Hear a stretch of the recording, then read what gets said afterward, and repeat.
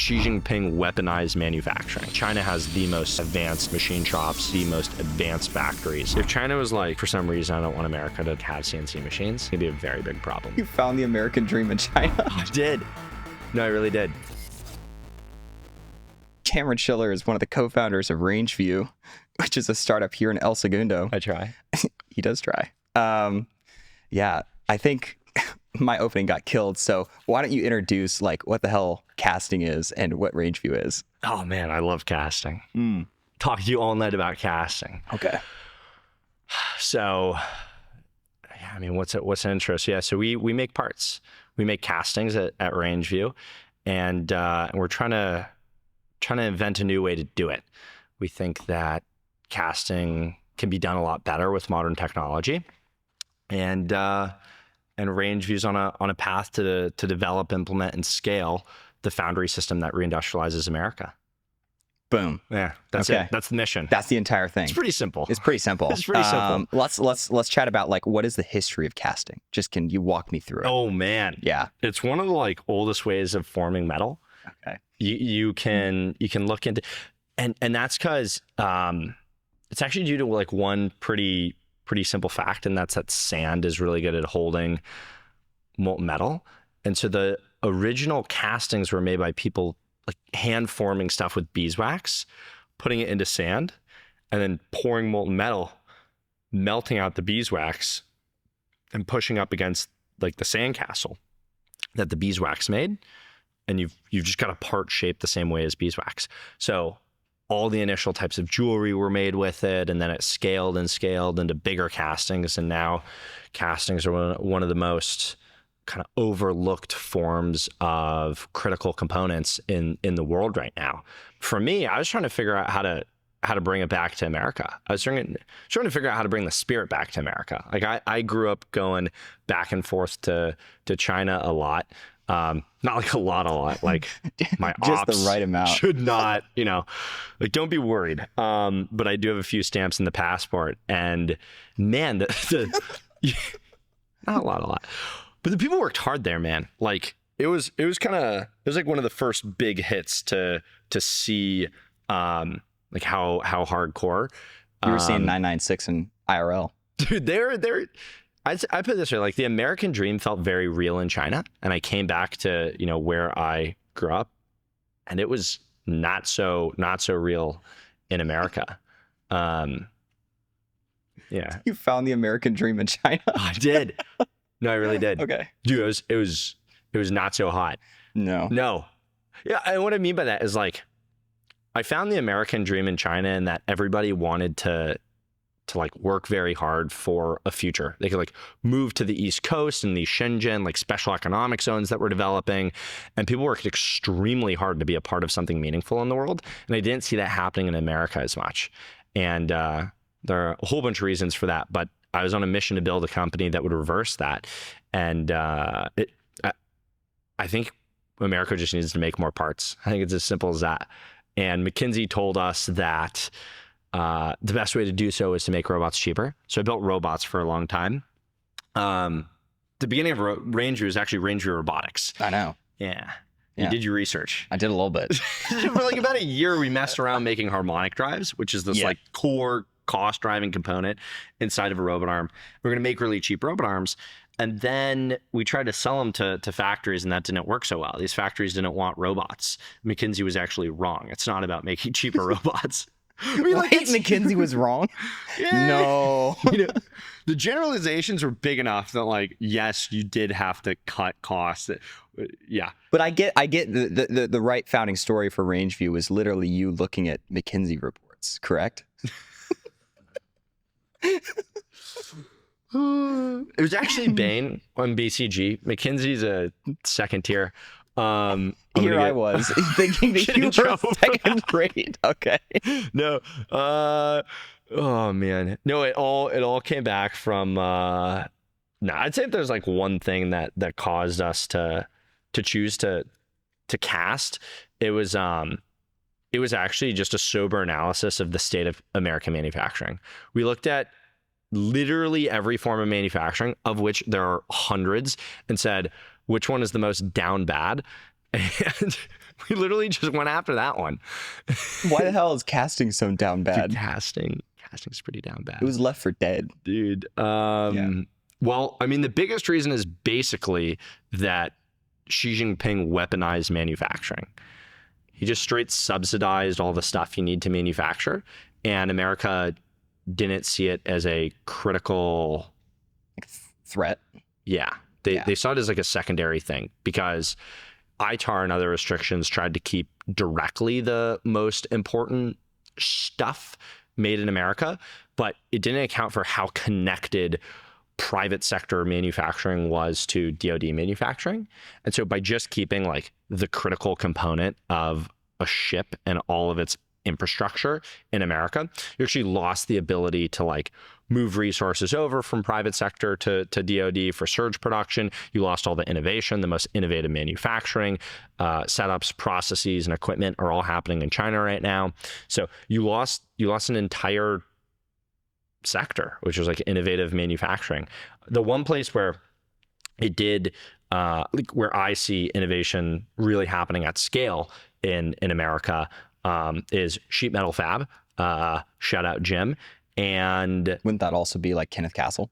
Yeah, those guys. And then the second one, which is CNC manufacturing. But like the vast majority of CNC innovation happened when people put motors on the axes of CNC machines, and now it's all about uptime. So it's like, how long can we keep the drill bit spinning and make sure the right drill bit's in place and the like right work orders in place? So there's like a bunch of like top level optimizations you can do on that manufacturing problem. But like casting hasn't had its CNC moment yet. We haven't like put motors in the foundries and connected them to computers and told the computers, here's how to like command the operation. So that's what we're doing. We're, robotics background going into casting to make parts better. And ultimately for customers, that means more reliable, faster, and cheaper, and at scale, not just like onesies, twosies for your like little prototype, but thousands to hundreds of thousands of units for the next generation of America, which hopefully is making a lot more stuff here. Yeah. So this is quite an operation that you're going to have to just make this place livable. Yeah. What's that like? Yeah, I mean, we're in an old aerospace engine manufacturing hangar. That's where we chose to build the next generation of American foundries. We're calling it a cyber foundry. So we were building America's first cyber foundry, one of thousands, and we have a lot of construction happening right now. So we're operating out of 2 facilities right now. We've got our technology development facility down the street. We've got this for production scaling, and this hopefully will significantly contribute to America's future. That's the mission. We try to be take yourself seriously on the mission, but but you got to do it with some fun. Got to do it with a little bit of fun. Yeah, a little bit. Yeah. Do you want to talk about like going to China when you were a kid? I know that like I was talking with Aaron the other day, Aaron Slodov, and I asked like, did you tour any factories in China? And actually he didn't, apparently. But you did. You toured like a lot of factories in China, I think. Yeah. Right. Yeah. I mean, my whole life has been manufacturing. I was born into a manufacturing neighborhood. I did robotics for manufacturing.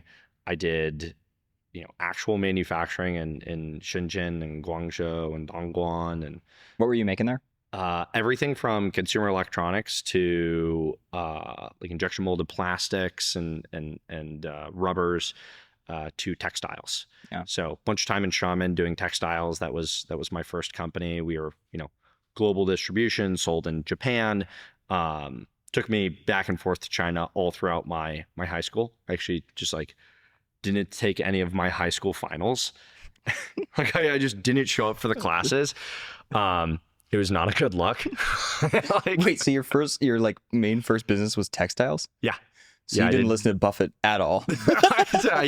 I did what was the furthest from what I knew. Right. Which is like very high labor form of manufacturing, which showed you a lot about the world, right? Like when labor is a big part of the manufacturing cost, you start to see the city that something is made in, the people by which it's made with, shift a lot, right? And I had a few big experiences over in China, seeing not so great stuff that made me think, America's really building off the back of other countries that are truly doing like sweatshop labor. And there's no reason. Like, it could totally be done by machines, and it just takes innovation and technology.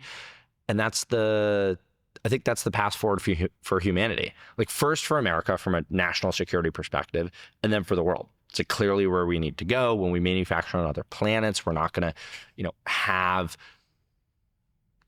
hundreds of thousands to millions of people that can literally live across the hallway in like 5 cots in a tiny room, wake up and only go back to their family once a year. Yeah. And I spent a good amount of my childhood experiencing this, and it was quite a shocking experience. Did you see any factories with nets? Yeah. That was a pretty big experience when I was 14. There was 2 experiences. The first was, how the hell did your like family just be like comfortable with you flying to China alone at 14? My dad was a big part of the offshoring movement. So he was a inventor that took me to China with him. On same way a lot of these like initial American firms were excited about chasing the like Wall Street globalization trend. You can half your product cost by going overseas. And so he took me with him, and that's how I first started seeing it when I was 8 years old. And then I started going by myself, and that's when you really start to see, I think, a different side of the country. But Sam from Impulse is another person that I connect with over this, actually seeing real serious production. Yeah. The most serious stories. Yeah. I mean, the most serious production happening inside of the world right now, hands down, is China. I mean, China has the most advanced machine shops. China has the most advanced factories of basically any type, short of chip production. I don't think this is like understood by the world right now. I think it's critical to understand. And we taught them all how to do it, right? Like, yeah, there are literal programs that the president made in China initiative, where you had to partner with American. Like, if you were an American businessman and wanted to make something in China, you had to share with a Chinese factory owner all of your process. And so you basically created like a standard operating procedure for factory owners, who then went on to go pick it up and run with it. And the thesis was like ultimately that America was the only person like capable of designing these things, and that didn't shape up to be true. I think the earliest sign of this was DJI. DJI like almost wiped GoPro. They clearly build the best drones. I mean, long term they did. Yeah. GoPro's like an $80 million company now. DJI is worth billions. Yeah, GoPro tried to. There's a key moment when GoPro tried to build their own FPV drone. Yeah, I mean, talk to any like good drone person and like quadcopter person in America, and it's super clear. DJI is not just like DJI is more than 2 times ahead. It is unbelievable. Like an order of magnitude better. Something between those 2 numbers, I would say. It's proof that China is capable of unbelievable design feats. I think we're lacking. I think we're gonna be lacking in robotics. Actually, I think we're lacking in robotics now. I think we've been surpassed. Yeah. Unitrees like humanoid robots are far superior to any of America's robots. Also way cheaper. Yeah. It's like I think it's like, what is it? Less than $10,000, something like that. That's the other thing. Like, things can be built at scale because they were designed for scale. America lost the art of design for manufacturability. Yeah. Okay. So I guess you started going to China when you were, 8. And so by the time you like enter robotics, I guess you're one of the few robotics world champions. And not only that, you like did it, I think, as a standalone team with just you versus teams of like 12 to 15 people. Yeah. So when you're like 13, you start doing robotics. Yep. And you've been going to China for 5 years, like seeing all this stuff. Yep. What was kind of your thought process for really going deep on that? robotics is a really big deal in my life. I was basically one of those kids that just put myself in the garage, which like that garage is a really big deal to me.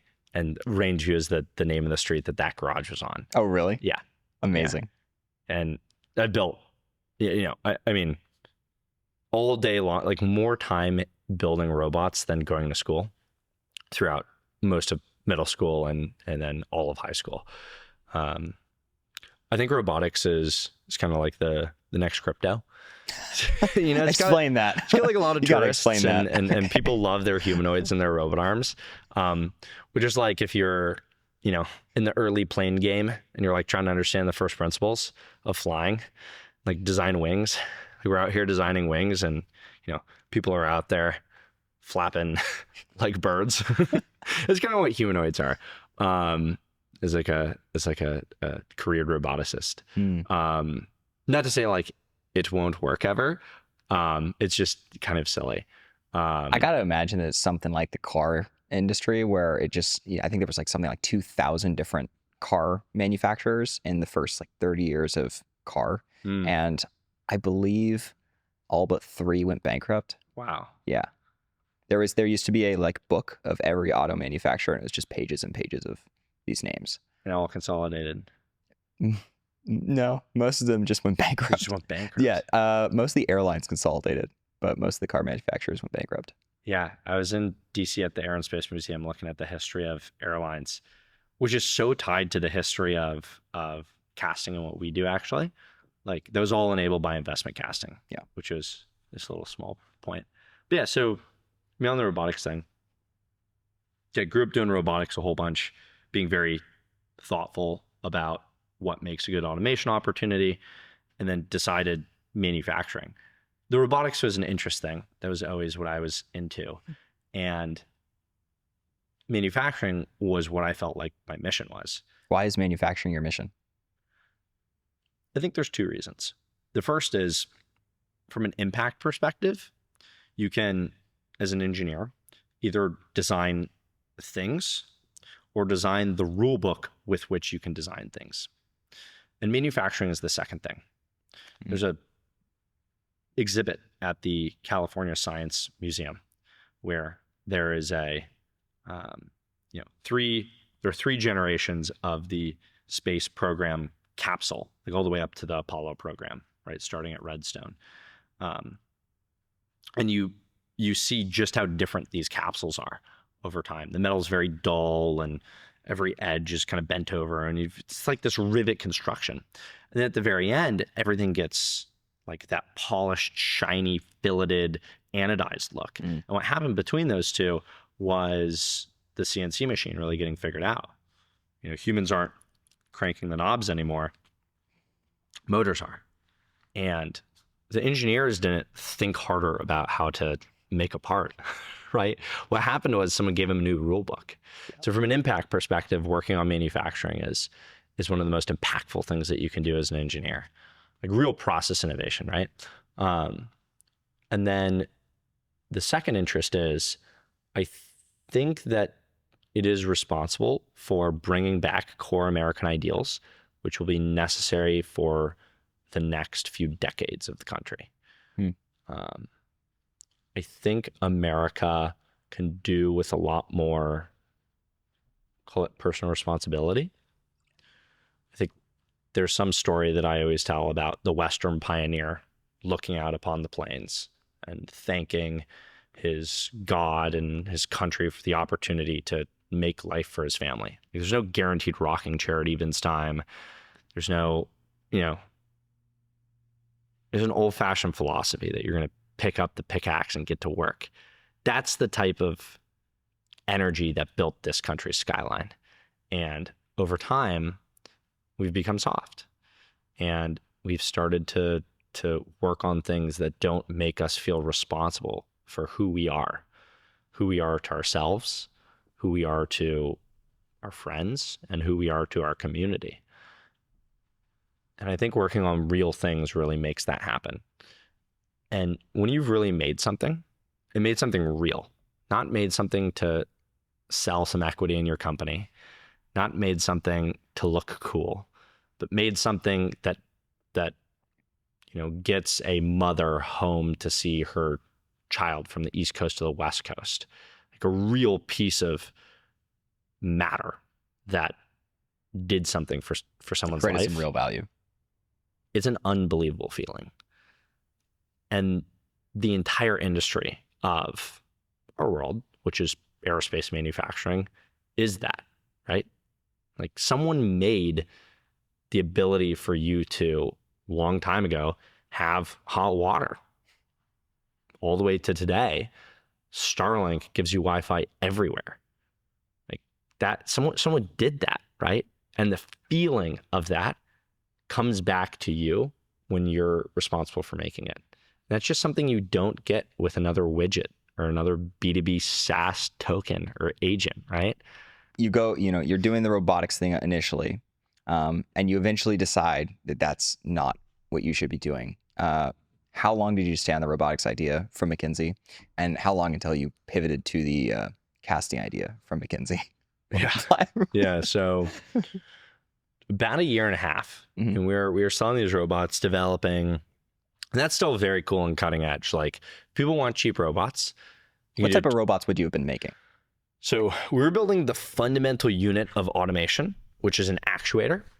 So actuators are responsible for converting the digital world of signals into the physical world of position. And an actuator is made of a motor, a gearbox, and a motor controller. And the motor and motor controller have largely been figured out. Like BLDCs and FOC control for the respective technologies are both quite good now. The gearbox world was very niche. You have to reduce backlash, and you kind of get sent into a world of monopolies. So actuators. So we're building these actuators. They'd roll up into a robotic system, a dog, an arm, something, but it'd reduce the cost of that entire system multifold.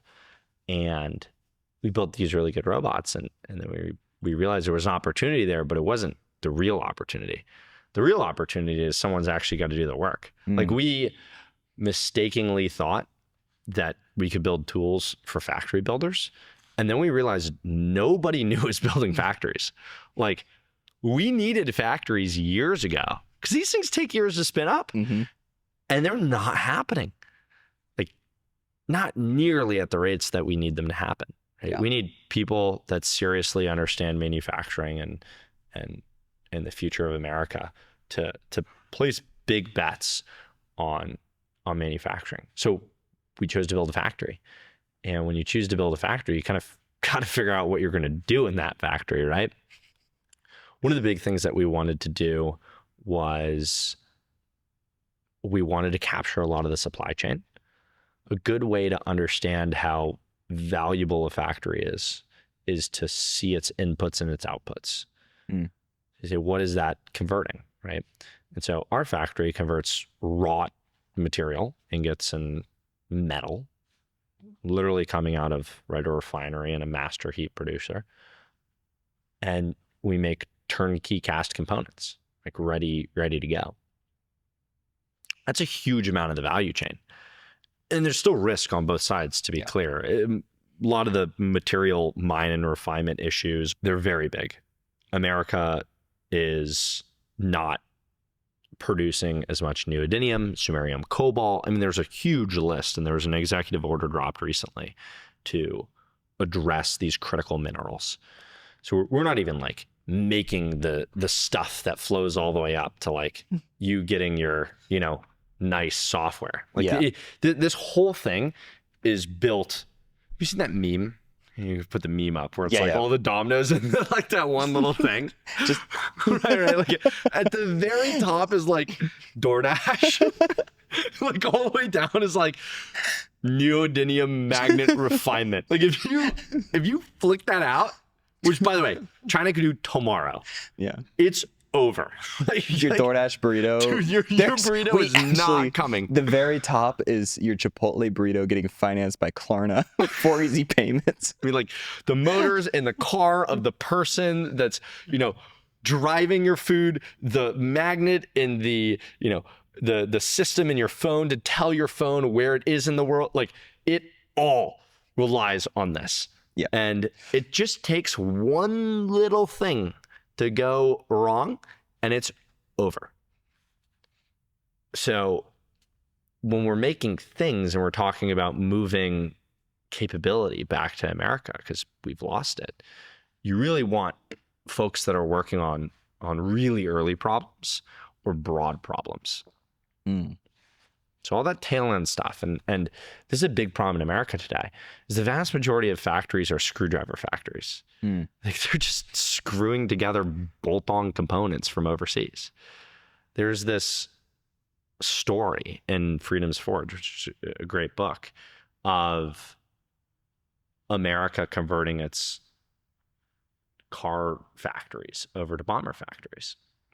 Like, we need planes to fly, so like, let's stop making the trucks, right? Like, put together some bombers. And they did it. And there's lots of arguments around why that was like the ability to mobilize industry was the reason why we won. Besides automobiles not being made nearly the, same amount in America, the factories that are making automobiles in America, like, couldn't just swap over to bombers. No.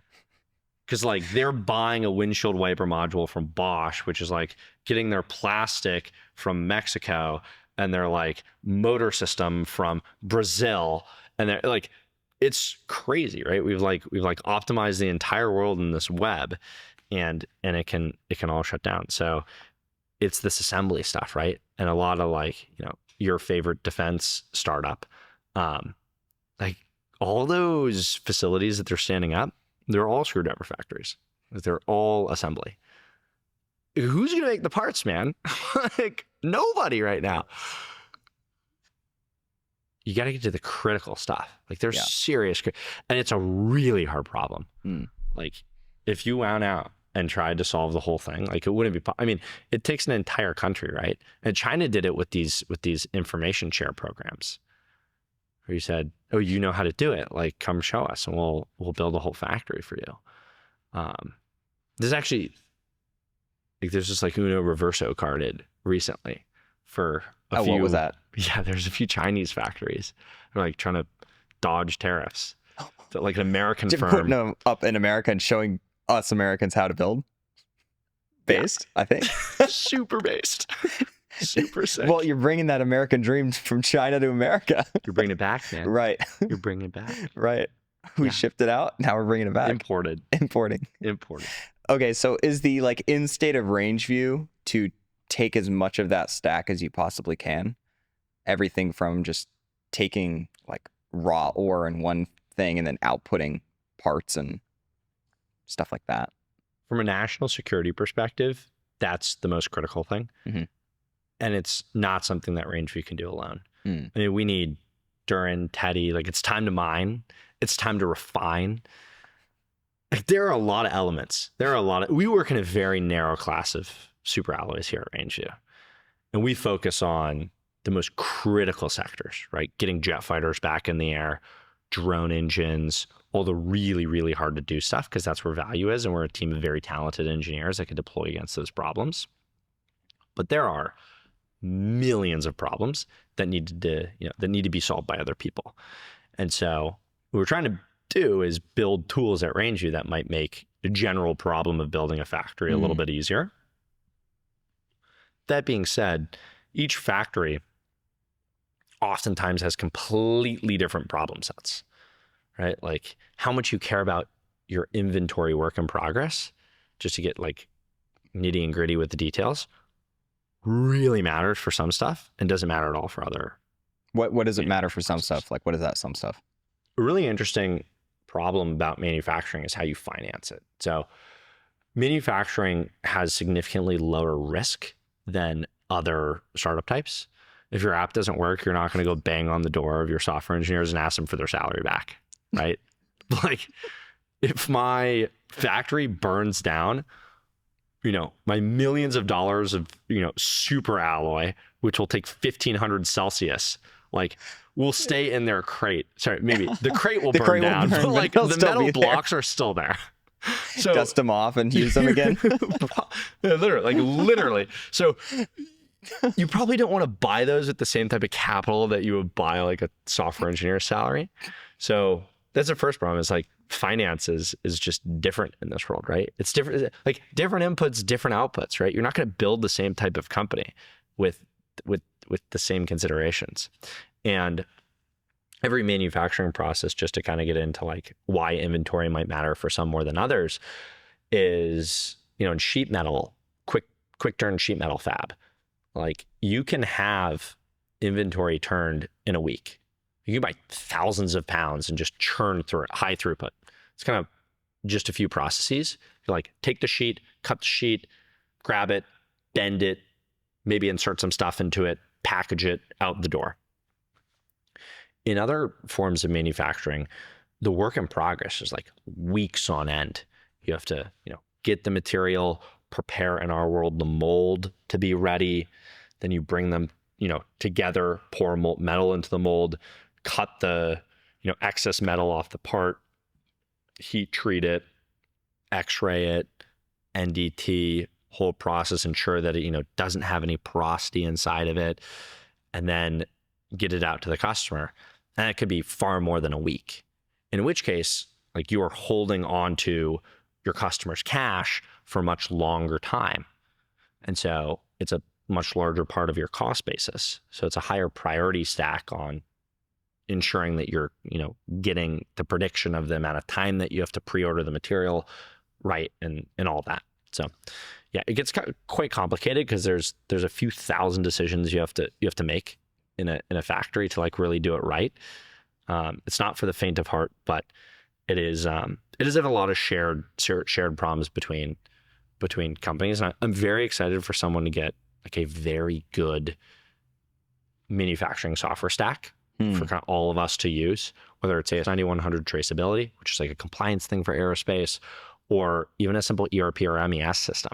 All the systems kind of built in America today that are really good are for assembly. So, you're going to build to what the market is. And in America, the market for factories for the longest time has been assembling stuff. Mm-hmm. So, the screwdriver company. Yeah. So like, I think there's like literally a screwdriver software company that I just saw. How big is that business? I think it just started. I think it's a like a seed. It's a startup that's a screwdriver software company. Yeah. It could be cool. That's kind of depressing, to be honest. Could be cool. It could be cool. I think there's some good ideas in it. But the point is, there is no, there is no infrastructure layer. And like China doesn't just win because of their reduced labor costs. They have crazy infrastructure behind it. My textiles factory that was like doing the final assembly sat on top of like a thread factory, on top of a button factory. Like, and it was like all in the same city, right? So literally, like, you took an elevator. Like it was literally the same building? Yeah, we were in like an 11-story building, our factory. And you like went downstairs for a different clip type. I had a lunch where we were deciding which clips to use for this piece of like textile. And they're like, hey, just come downstairs. And we just went into their like lobby and like felt them all, or like that one. It was unbelievable. Okay. Yeah. How big of a business did you get your textile business to? I was a sophomore in high school. This was like we raised on Kickstarter. All in, it was like. Was this Prova? Yeah. It was like, okay. At the end of the day, it was all it's a backpack business. Yeah. Not quite a textile business. I mean, textiles are soft goods. Yeah. Textiles are like fabrics. Okay, I was thinking of like you were just making rugs. Oh. I was like, wow, this is a story soft that I did not understand. No, it's soft goods. It's probably, yeah. This is like it ended up growing to like a 6-figure business. You got like 30 or 40K on Kickstarter, yeah, right? To kick it off. Yeah. Yeah. How'd that happen? We did bird scooters. What? We did bird scooters to pay for all the initial like work to make it happen. Like charging bird scooters at night. Wait, so how much money did you make from charging bird scooters? You didn't make like $1. We started the business for like 20K. Yeah. Okay. This is a sophomore in high school. Where'd you get the 20K? It off on Kickstarter. Like, charging bird scooters. Oh. What? Yeah. All right. Yeah. Well. Yeah. Grinding. How long did you charge bird scooters for? Like a year? A year, half year. Like in the duration of starting the company. This was back when Bird wanted you to charge their scooters real bad. They They were probably kicking some really crazy straight incentives. from San Francisco. That salary was straight. Like, it was probably from like Khosla or something. like tertiary, Khosla, tier 1 VC money, paying for right? Yeah. You know what they should have done? If they should have created this opportunity for like early entrepreneurs to go do this, and then just go back them in the in their future companies. That would have worked all right. Yeah, it would have. Yeah. Pour $1 billion on Bird scooters with a long payoff period, but then you just go back Rangeview at the end of it. It's genius. There was at the same time too that people were throwing them off the pier. Do you remember this? Yeah, no, I do. There was a whole I was Instagram I was in like Europe when they were burning them. Oh man. Yeah. It's like, how are they okay with this? I was doing the math on how many rides you'd have to do to like pay for a $2,000 scooter getting torched. And I was like, the economics do not make sense here. No, it wasn't great. No, and the regulatory things. Oh my God, getting it. It really just like do it and ask questions later. And I was like, wow, it's like a big deal. Yeah. But I used that to fund that company. Anyways, that company got me to China. And in China, the infrastructure was just such a huge deal. And we're totally missing that layer in America. Like, as an example, equipment. The equipment manufacturing market for, choose your manufacturing technique. Like the most popular one right now is CNC machining. It's like, there aren't that many American CNC machining companies. Well, is there like any major one? There's Haas. Okay. But Haas gets all their castings in China. Right. And a lot of other parts in China as well. Is it really American if it's all based, like, kind of built in China? I mean, put it this way: like, if China was like, for some reason, I don't want America to like have CNC machines, I think it'd be a very big problem for CNC machines. So you get a lot of them from Europe and so forth, but it's really tricky because the money doesn't stay here. This is like a story that I always told in automation, like when I was in that industry doing robots and people were scared about robots taking jobs. Like it's like an interesting story here. The first one is robots have already won. They're just in data centers for space and efficiency reasons. And the best roboticist is a computer programmer. And a whole bunch of people worked really hard to give a computer programmer a ton of leverage. They like command a legion of people at their fingertips. The problem is they can only do information theory, and information gets stale in society over time. Like the optimizations that you can make to like, I want a burger shows up at my door, all the other bits that you can do with this amazing robotic system that we built, communicate with other people, all this stuff, right? So robots are already here, and that's like the first thing I always tell people. Second is, in automation, like it won't take your job, trademark, asterisks. It's like the robotics industry always says robots won't take your job because everyone's freaking out. People freaking out are like, you're literally going to take my job.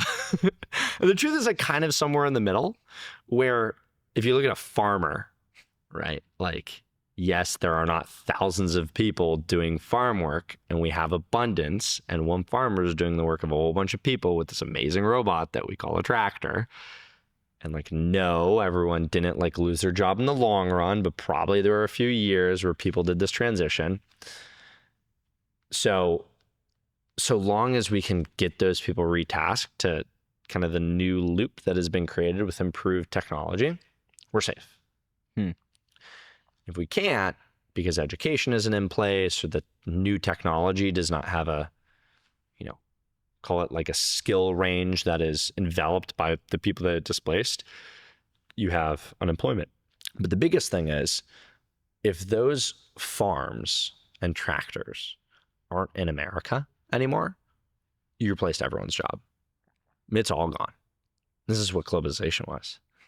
Like, it's all gone. Like, we didn't just like make the farm more efficient. We just like sent it to China. Chinese olives, Chinese apples. Your American burger was made in China. Sorry, it was assembled in Carl's Jr., so it's all American. It actually might assembled, maybe cooked in China.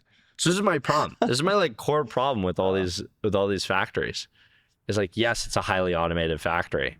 Like, where are those robots coming from? Where's the cash that you're putting into the factory? Where's it going? Is it leaving the country? That sucks. Well, isn't another problem that, like, in your case, you're targeting a market or a few markets that are like extremely valuable? Mm-hmm. How many valuable markets are there in manufacturing? Right. Mamma mia. Manufacturing is a bigger percentage of America's GDP than all of tech combined. Tech is like 1.4 trillion. Tech is only $1.4 trillion? Yeah. What are they saying tech is? And manufacturing is 2.9. Apple's doing... They're saying tech, the American tech sector with worthy of a roughly 1.6 trillion and accounting for nearly 2 trillion of US dollars in the country's GDP. In this year? Like last year? Yeah. The point is, in America, the manufacturing sector is it's like a massive opportunity. It's insane. Yeah. And I think for folks looking, at least from the VC side, at this new opportunity, if they see manufacturing startup A and B, and they might kind of be competitive because they think it's all like fintech or like crypto. Where if one person wins, the other guy loses. It's just another segment, right? Yeah. And the truth is, like, no. Like, it is bigger than the entire world that like you have optimized in before inside of technology, right? Like an injection molding startup and a machining startup are just as similar as a fintech startup and a healthcare startup. Like, yes, they're both startups, but they are not competitive, right? Like, so what defines something in a market is its production capabilities. There's no such thing as a manufacturing technology that can do it all. Like, there's actually no such thing as a manufacturing technology which can like generalize a bunch of specific things that have happened. It's a very good way to know if someone's like not done enough manufacturing. If they're like, yeah, I'm going to build the machine, they'll like delete all of these hyper specific, forms of manufacturing. And the reason why I say that is because if you look over time, we've just created more manufacturing technologies. We've just created more, and they're more specific, and they're better at doing these very, very, very tightly zoned types of parts. In manufacturing, the way the world works is a designer chooses the cheapest way to achieve his part specifications. Sometimes if he's smart, he'll design to a known process that's cheap. So the specifications make the part and the whole thing cheaper. This is designed for manufacturability. Yeah. This is like what that world is. But this means that you really compete from an efficiency, which ultimately is a cost basis, with things that are like honed to very specific things. Like, we have created entire industries on how to effectively make screws, right? If someone says like, I'm going to metal 3D print a screw because I can make all the different screw sizes and types, it's like, for the price of, that printer, I could fill this room with every single shape and size of screw that exists times 1,000. It's unbelievable just how these things scale over time, right? Like manufacturing is it's a very interesting world, and specificity like often wins, and that's okay, and that's a huge market. Oftentimes, like, manufacturing is a massive pie slice. There's a lot to improve here. The thing that I would like is, not American firms competing with American firms, but American firms competing with Chinese firms or some overseas firms. This is what we need to do. If technology and automation and labor decoupling is the path forward, then it actually doesn't matter where it is, right? Like, it doesn't have to be in a place with cheap labor. It has to be in a place with good infrastructure and a place that wants to get all the money associated with putting those factories in. So I advocate both those things should be in America. But this means that we have to compete fairly with China. And today we do not compete fairly with China. China subsidizes parts, take the most advanced manufacturing technology in America for making metal parts.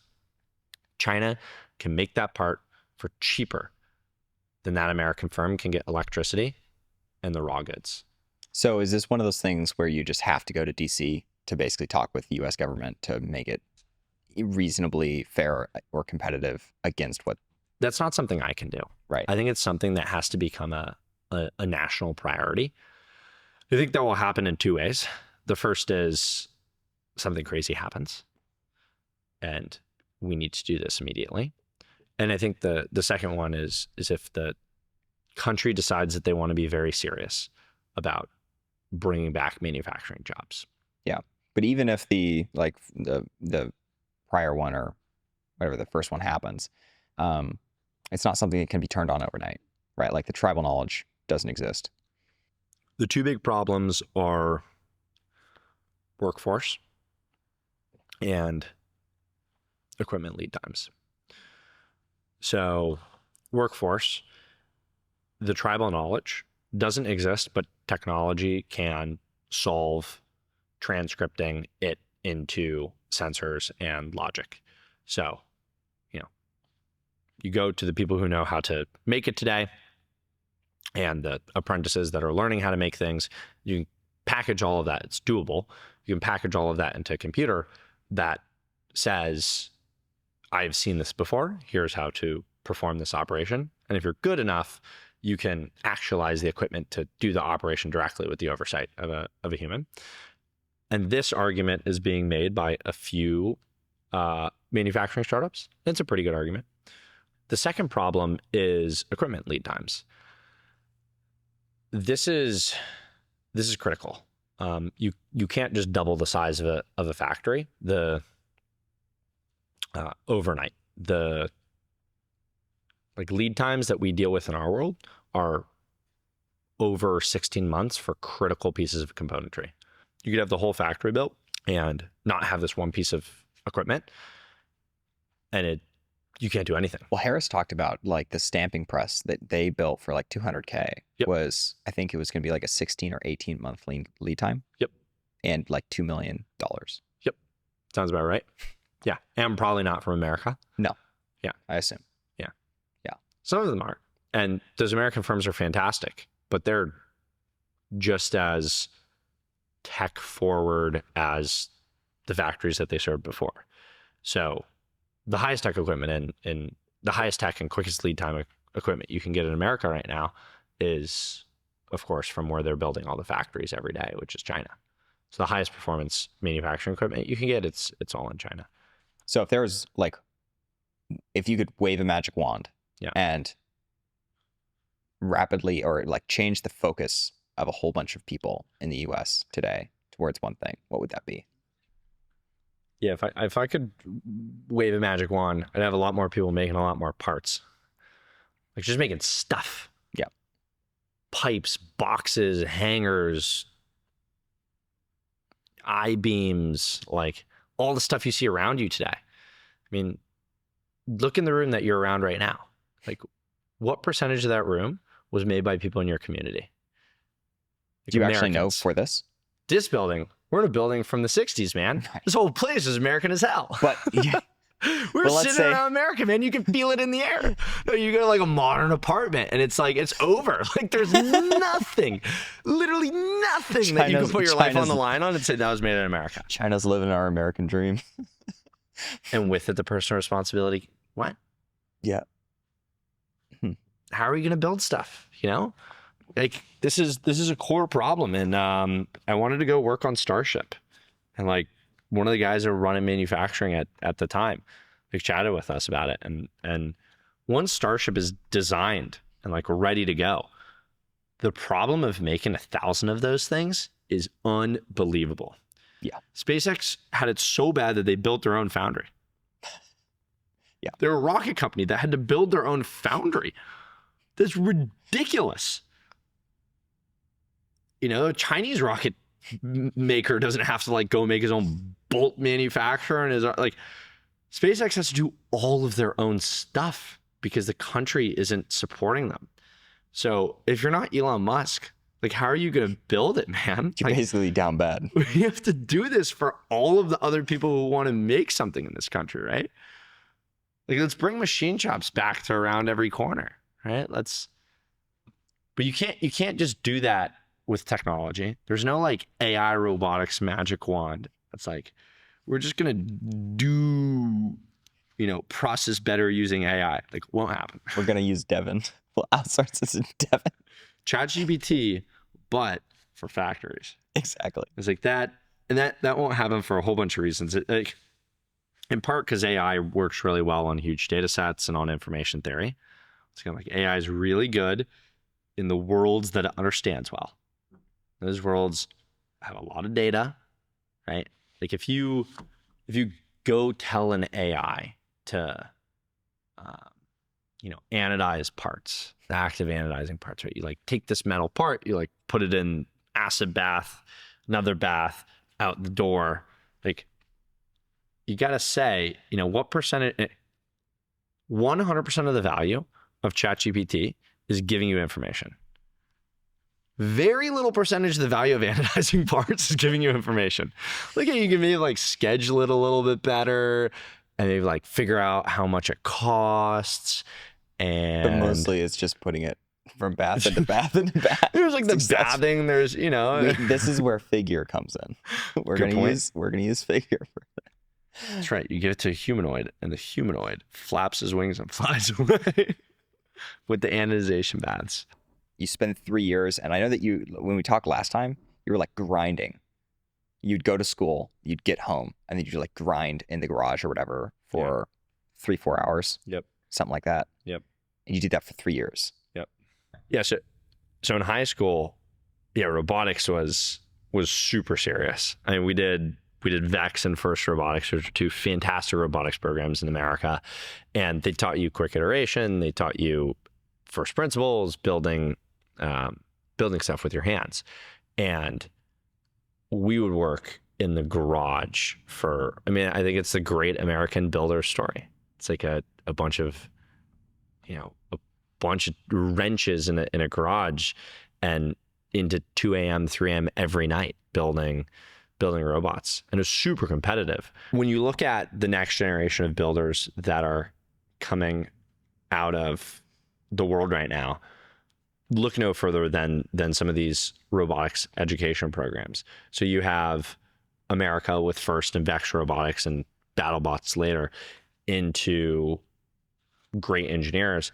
And in China, you have DJI RoboMasters, which is sponsored by the state and is run by DJI. And they put very talented engineers on a pedestal. I mean, you're a quarterback in China if you can build a fantastic robot. And that's been happening for years. You can go look at DJI RoboMasters on YouTube. And what it does is it aligns people with the problems of the country, which is making stuff that matters. And China's set up to make stuff that matters. I mean, the people are, they're being celebrated for building fantastic robots sponsored by the state, like all the way from what's being built today to the next generation of people that are being built tomorrow. It's all queued up. So I think it's going to be really challenging for America in the next few years. And we should invest a lot into education today. So let's talk about this new facility. Yeah. Massive place. How big is it relative to your old place? This is 15 times larger. So we will be expanding our production capacity by 15 times. And the last facility was to prove our novel technology in qualification against production contracts. And this facility is to scale against those production contracts. So we are looking at, multiple decade-long production contracts that are, each worth tens of millions of dollars for the purpose of deploying American steel in, American engines and structurals, on this land. And what's so special about this facility is that it was a huge part of the space shuttle program, the Titan IV rocket program. So the heritage is here. Everything around here is all American, and it's kind of a place where you can feel it in the air. It's super special, and we're lucky to call it home. It's much bigger. You're already like 3x over using the other one, so it's really only like 5x what you heard. It's packed. Yeah, it's pretty bad. But I know it's a little bit of a fixer-upper. Yeah. What is the then the retrofit job from the shuttle program to now? Yeah, it's been incredible. And I mean, it's part of what we're showing, which is that you can take American industrial assets that have been forgotten and convert them into the next generation of American manufacturing greatness. So it's a full retrofit, right? It's environmental controls, It's making it a place that people want to work in. Half the problem in manufacturing is people just don't want to work in factories. They aren't inspiring places. So this is going to be an incredibly inspiring place to work. And it will be configured for all of the, novel processes that we operate. We operate lithography in HAS. We literally use light to shape sand. You can't do that in, a traditional old facility. You have to have clean rooms and all that. So that's all being retrofitted inside of here in a really modern way. So from working on robotics for like 3 years during high school, is there anything that you kind of carried through those years to what you're doing at Rangeview right now? Yeah. I mean, a ton of stuff. The way that you think about a robot is so different. Like most people think about robot arms and humanoids and all the stuff we keep talking about. But the truth is, like, one of the best robots in the world, in the physical world today, is a dishwasher. Dishwashers are all over the place and they're not that expensive. Someone figured out that you can make a black box where a human does the edge cases and the rest of the system figures itself out. But if we tried to wash dishes the way that we're building robotic solutions for industry today, it would be 2 robot arms and a camera system, and you'd, snap a plate and pay itself back never in 100 years. So we have to rethink from first principles what it means to automate something and put the humans in the most expensive problems. The problems are changing every time, you're losing index, all this stuff. So a factory is a bunch of operations in series that are measured in their efficiency, which ultimately creates the price of a part. And so there's tons of automation opportunities, and you have to be really smart about what type of automation you put somewhere. So our factories don't have a lot of robot arms everywhere. Robot arms are they kind of exist. If you look at a robot arm, it's, one's shaped the way your arm is. They have all the joints in the same place and everything because they're designed to work within human environments. They're designed to replace a human worker.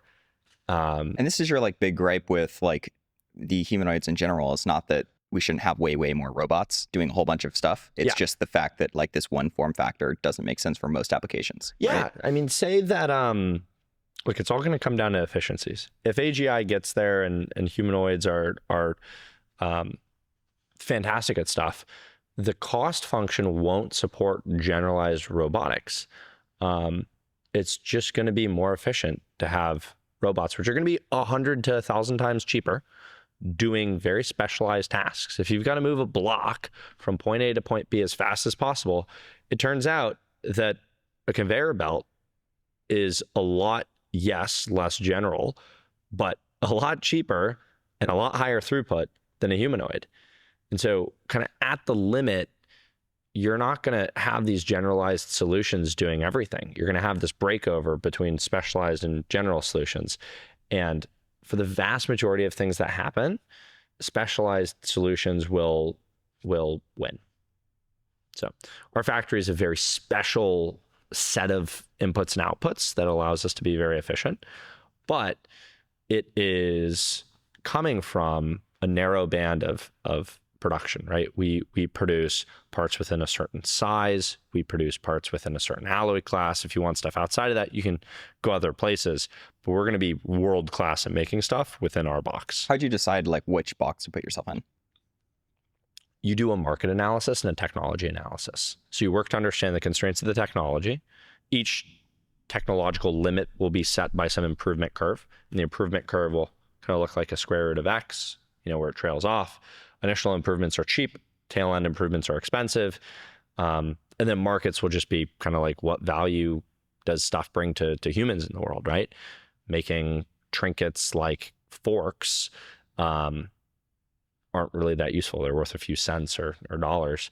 And then making, blades for an engine that produces power for an entire neighborhood tend to be worth a lot.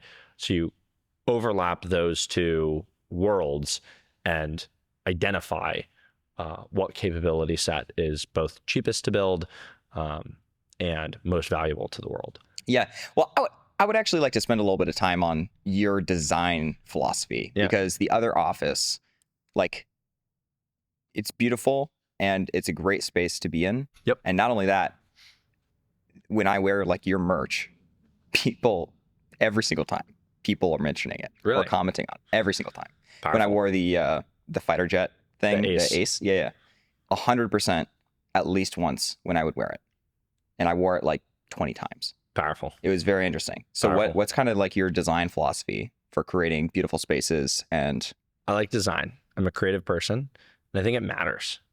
Design matters.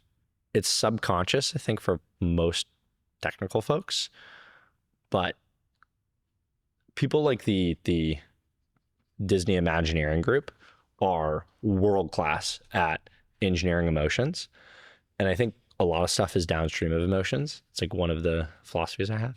So, if you can improve the efficiency of your team by 1%, like that's worth so much to the business. And a few plants here and there, and it really depends what level of good design. You can go hire a interior designer to make a place look professional, but it doesn't feel emotional. It doesn't elicit. I really like beautiful spaces, and beautiful spaces aren't designed by some algorithm. It's a feeling that someone has, and it's like a real labor of love to make that happen. Like there's a bit of a person inside of what you see there. And there's some really remarkable places that you go to and you just feel it. And it's going to be critical that the next manufacturing buildings inside America aren't old and look like they're going to eat you apart with rust and Texas. Yeah, they need to be inspiring. They need to look like meccas. They need to look like what they are, which is the future for society. Have you ever played Factorio?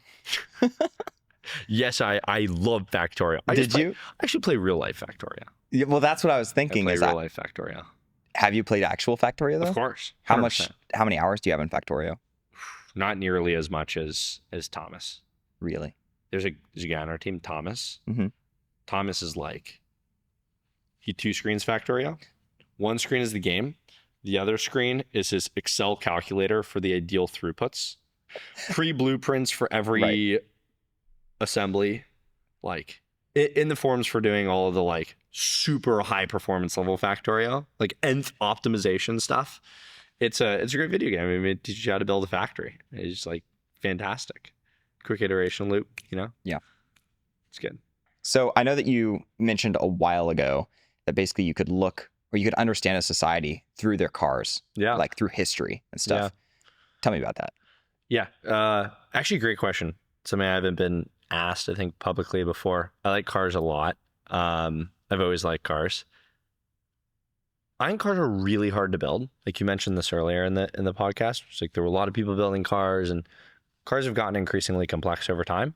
They're electrical mechanical systems. They're very hard to finance. There's a lot of politics associated with making them, with emissions now and so forth.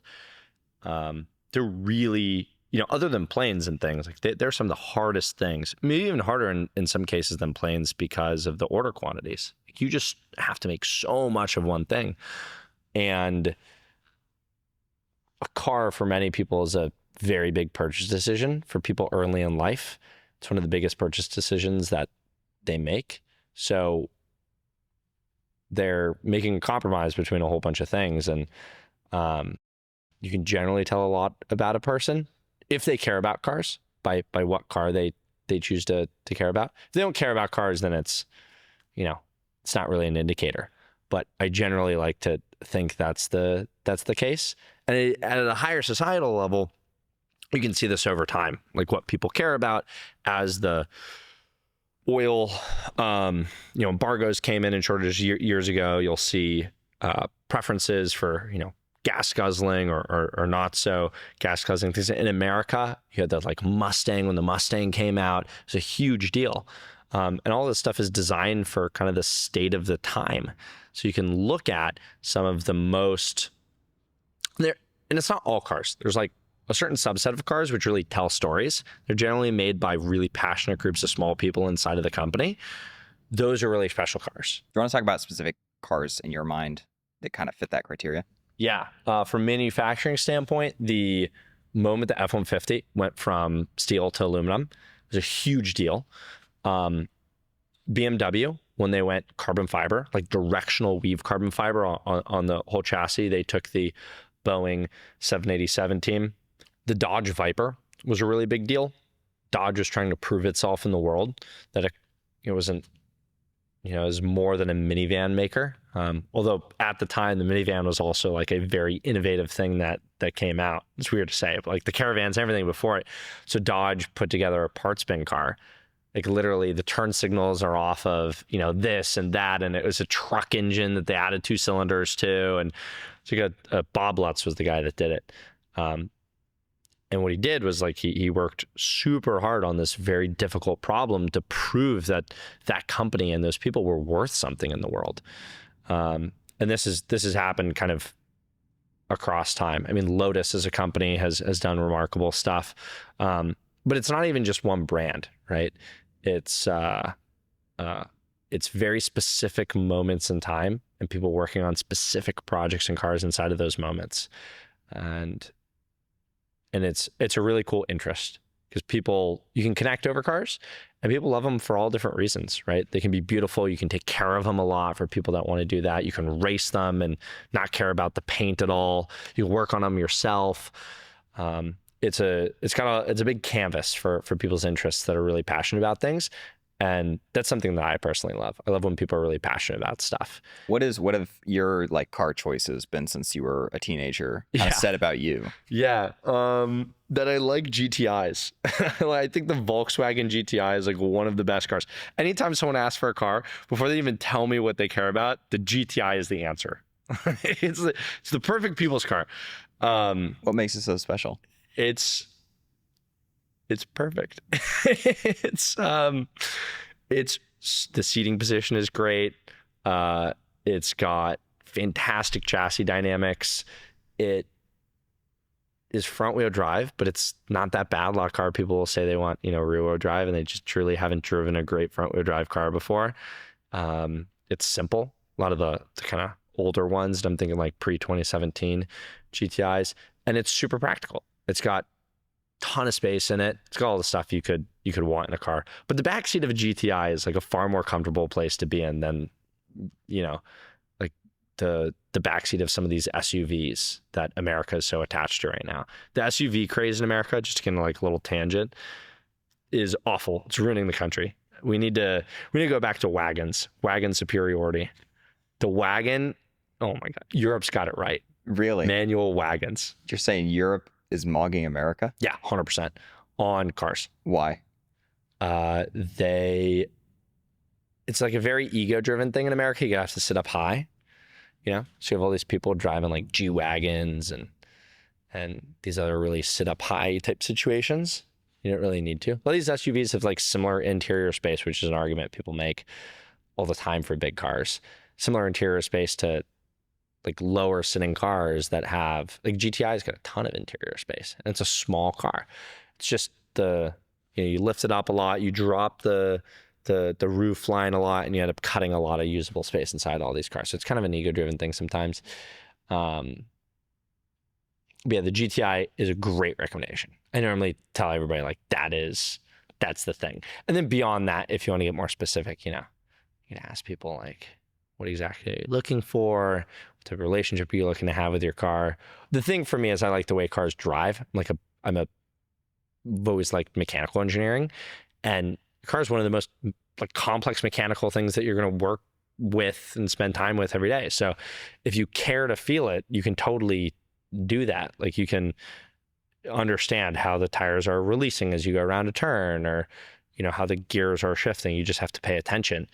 And you'll end up really caring a lot about how mechanical systems work because you can have that relationship with a car. A lot of people at Rangeview are car people. In fact, we have a car lift going in our employee lounge, so you can like in this new building. Yeah, like literally right there. Okay. Yeah, there's literally gonna be a car lift, so people can work on their car share. Insane. Yeah, that's very based. Is it? We try. Do you? You don't have any hiring policies that where you're discriminating against people without good car days, right? No, of course not. Okay. All right. Let's end it on what's the hardest thing you've overcome? I was very uncertain about dropping out of college. It was a big pipeline, and I was on track to going to good schools and getting a good certain path to a good job. And it felt like there was something wrong with that path for me. I think the state of college is changing in America quite rapidly. And I felt the beginning of that. And I had much higher ambitions for the impact that I would have on the world, and had those ambitions with a focus on doing it soon. I was, urgently trying to do something that mattered in the world. I felt like that wasn't happening at college. At the same time, it was all lined up. It's like, if you just do these things, you'll be fine. I think there's no better time to drop out of college if you know that what you want to do is more likely to be taught to you outside of school than inside of the school. I don't think that's the case for everything. But it ended up being harder for me than I thought. But after doing it and connecting with a bunch of other folks living a similar life to me, I felt significantly less lonely in the decision that I made. And I think it was maybe the initial loneliness that was difficult for me to experience. Feeling like you've made the correct decision for yourself, but the world disagrees with you, is not a comfortable feeling. How much did you work out during that time? It's interesting that you say that. It was one of the biggest things that kept me together, I think, is 2 to 3 hours in the gym every day. It's very, very, very hardcore. Eating extremely well. Going to the gym is a lot of clarity and thought. And since then, starting the company has not been helpful for my gym regimen. I think I'm doing probably half that, but it was a really big deal. I think going to the gym's a really, really big deal for me and a lot of my other founder friends. Kind of help you survive a little bit. Yeah, for sure.